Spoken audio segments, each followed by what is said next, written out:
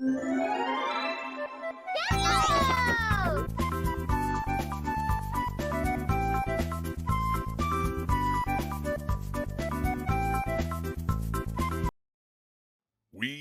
are vigilance unending. We are duty unstinting. We are punishment inescapable. We are the Adeptus Custodes, and all must fear our wrath. So, the Adeptus Custodes, the bodyguards of the Emperor of Mankind. Warhammer 40K super duper soldiers, the warriors who make the Space Marines look like guardsmen when they stand beside one another. The Custodes are a group that has always existed within Warhammer's narrative, but were always in the background until the Horus Heresy fleshed them out. Eventually, they were made into a playable faction for the Horus Heresy tabletop game, and then for Warhammer 40k in 7th edition. Now, I am going to address something quickly. The Fem Custodes stuff. It's a game of make-believe toy soldiers. It changes nothing about the faction, and it doesn't take away from anyone else. If you are someone who's going to throw a fit over plastic having feminine characteristics, you're doing it to yourself, and you will be blocked. We're here to have fun and have a good time, not listen to weirdos who think it's the end of the world that the Emperor would be fine with having tall golden women protect him. Either way, the Custodes have been around since Warhammer's 1st edition, though their presence was always kept to the rulebooks.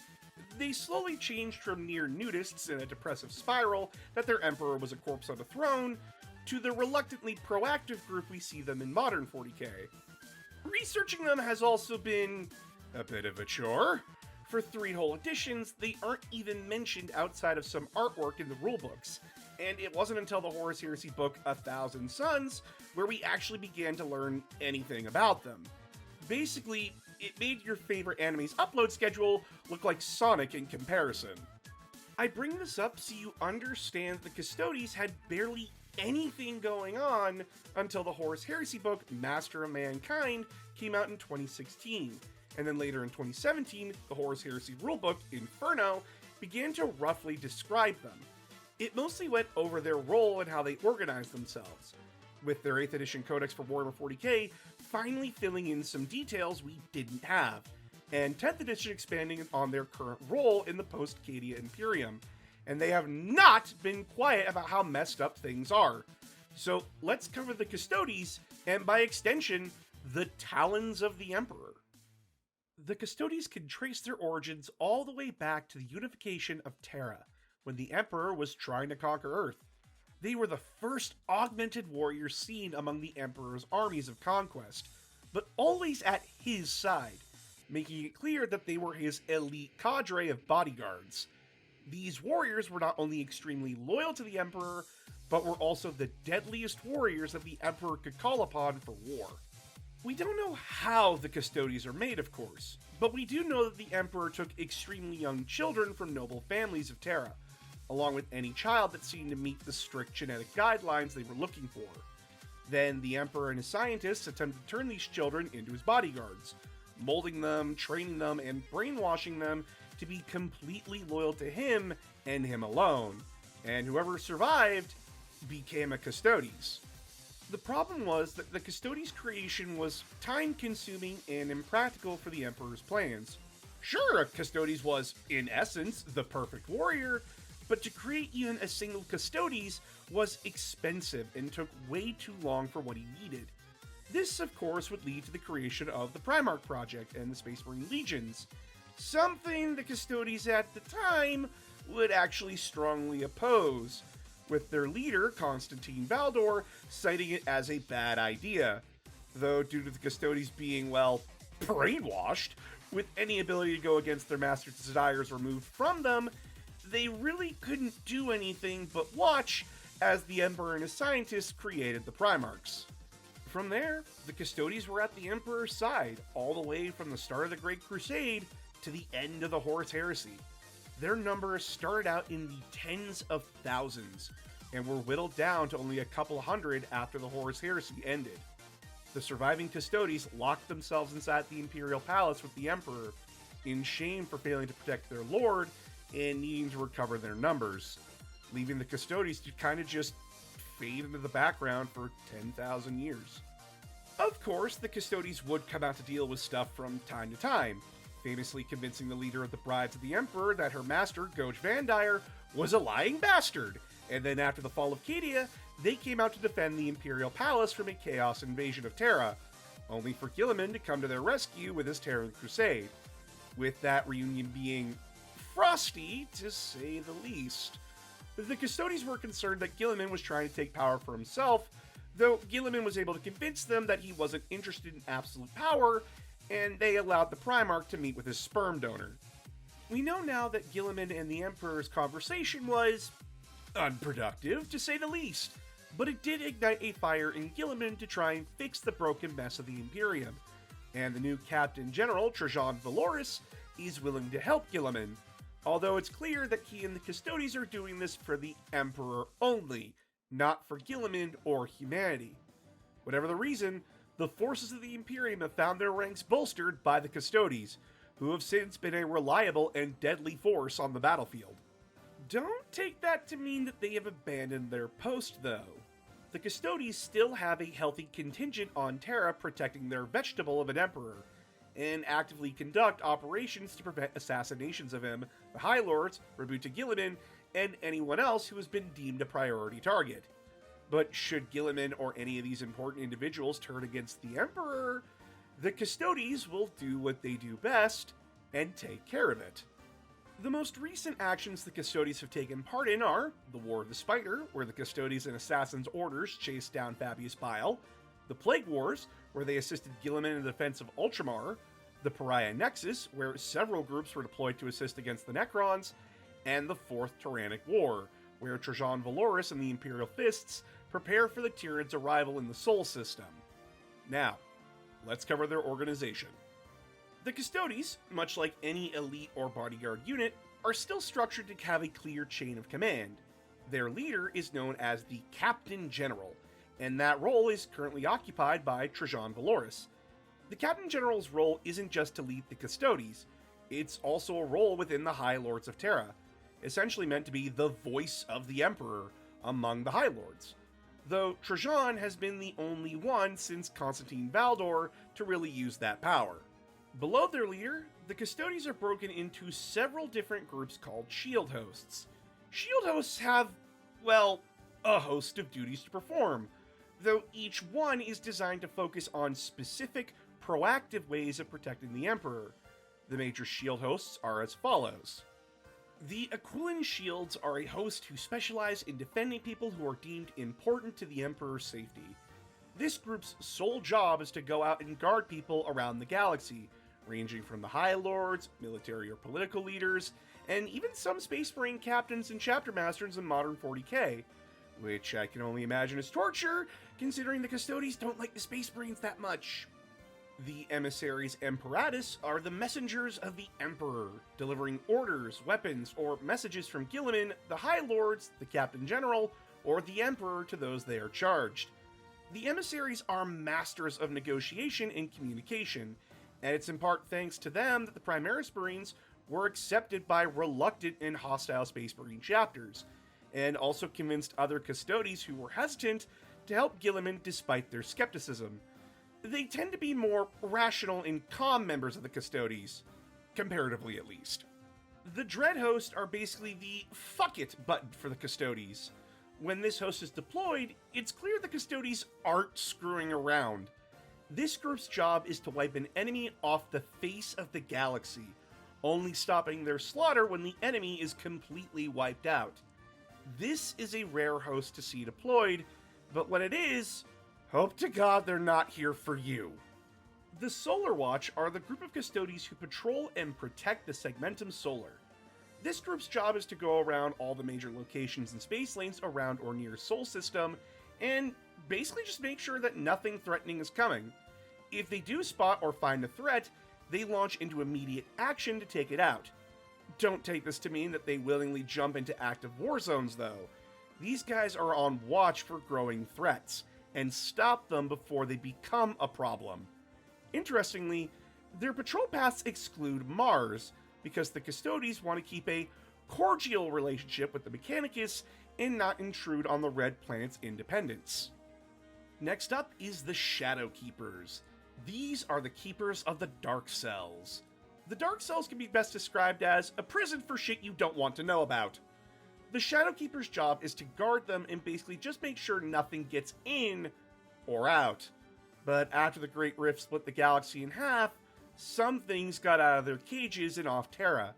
So the Shadow Keepers now also send hosts out to find, capture, or kill whatever got out. Do you think this is where the Emperor's search history was kept? Last but not least is the Companions. The Companions are the Custodes who are personally charged with the Emperor's defense.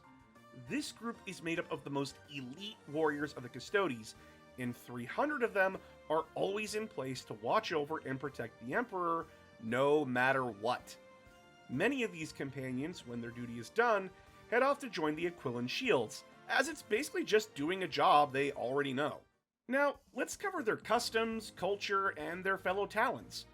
The Talons are the groups who are, or were, the closest to the Emperor, both before and after he got put on his veggie seat.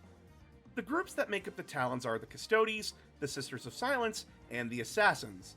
However, the Assassins are a whole thing in and of themselves, so I will cover them in a different video. Surprisingly, the Custodes do have practices and traditions within their organization. For one, names. Custodes do not have traditional names. Instead, they use names as a reward and sign of how long a Custodes has served. Constantine Valdor, before his disappearance, had 1,932 names, some of which were so long that it was able to fill a single tome on its own. No, we don't know all his names, so don't ask. The Custodes also participate in a practice called the Blood Games, a test for the Custodes where some members are charged with finding a way to assassinate the Emperor, while the rest are charged to prevent it. It's unclear where this practice came from. The Primarch of the Alpha Legion, Alfarius, claims to have invented it in his book, but Alfarius is a known liar. What we do know is that the Custodes continue this practice even into the modern day of 40k, with the most recent Blood Games ending with the Custodes attempting to nuke the Imperial Palace by teleporting a nuke inside. This plan took over 800 days to put into action, meaning that the Blood Games can last several years, if not decades. Next, we'll talk about the Custodes' allies, the Sisters of Silence. The Sisters of Silence are an order of psychic blanks. Blanks, also known as pariahs, are those who naturally suppress or even outright negate the powers of the warp around them. Blanks within Warhammer are usually found to be off-putting or even outright hated by most groups in 40k. This is due to their presence giving an uncanny valley effect, naturally making pariahs off-putting to everyone, including psychers, who are physically hurt by their sheer presence. The Sisters of Silence originally were not a part of the Talons of the Emperor, but when the Primarch Magnus the Red did something wrong, the Emperor quickly brought the Silent Sisterhood into the fold to help the Custodes fend off daemons and psychers, which had been a clear weak spot within their ranks. Since then, the Custodes and Sisters of Silence have developed a close partnership, with many sisters being assigned to assist individual Custodes, and the Custodes went out of their way to quickly learn the Sisters' sign language to make communication easier between the two groups. The Sisters of Silence's role within the Talons is to be a support group for the Custodes. They are tasked with anti-demon or anti-psyker roles within a shield host, as the Custodes have virtually no defense against said enemies aside from pure willpower and martial skill, which only helps so much when your enemy can either just phase through your attacks and defenses, or create a black hole and let it swallow you. The presence of the Sisters of Silence weakens demons enough for them to be killed by the Custodes, and it weakens enemy psychers enough that they, or the Custodes, can close in to either capture or kill them. Even in modern 40k, their relationship is still a close one, with many Custodes and Sisters being paired together for operations. Famously, the duo Valerian and Alea helped stop a plot by former High Lords of Terra that would have brought the Imperium into another civil war, proving that these partnerships are still strong and needed within the talons of the Emperor. Aside from working with the Custodes, the Sisters of Silence perform other duties like protecting the Black Ships and their psychic cargo, or working with other groups to help deal with demonic or psychic enemies. Their base of operation is on Terra's moon, Luna. The major thing, though, is that aside from the positive relationship with the Sisters, the Custodes do not have high opinions of the rest of the Imperium. Seeing the modern Imperium and what had happened in the Horus Heresy, the Custodes have little trust or faith left in humanity and no love for the Space Marines or their Primarchs.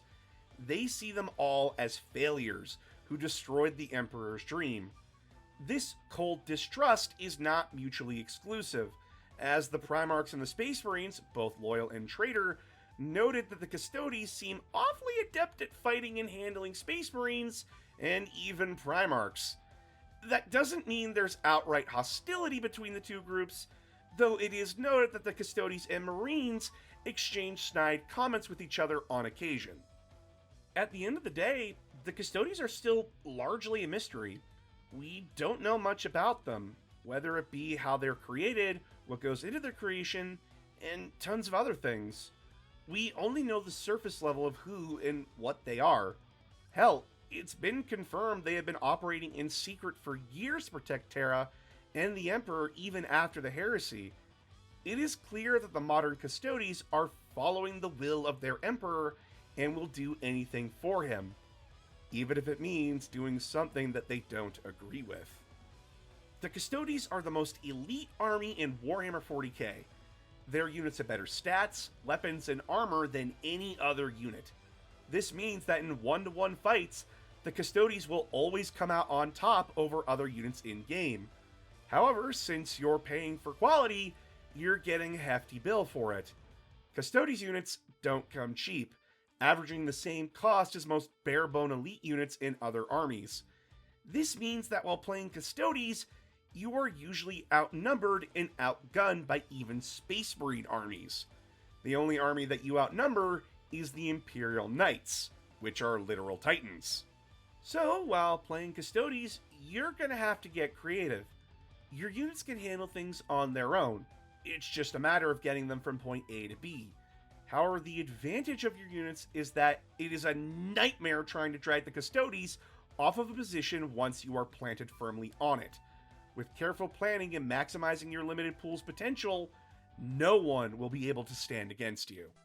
Custodes are clearly a faction that is popular among the Warhammer community, seeing the love and passion for them, especially when it was revealed that they're getting a model refresh.